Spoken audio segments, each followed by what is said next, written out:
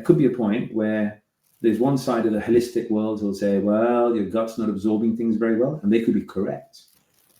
But they also could be missing the fact that your testosterone is just being utilized in such vast amounts. And what is the reason behind that?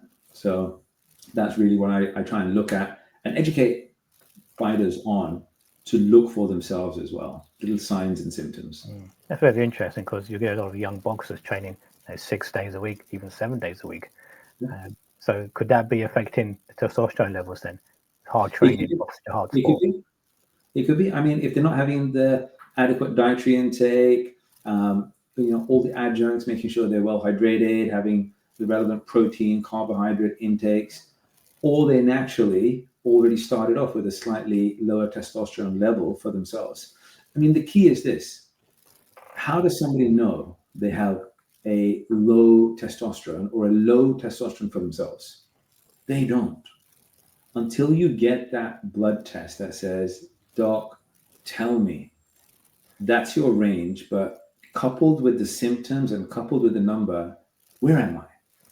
They're not going to know.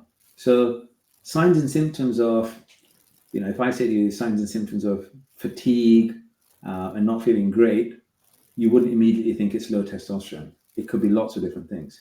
But until you get the blood test, you don't know if that's also one of the major contributing factors. And that'll change people's lives, change people's lifestyle.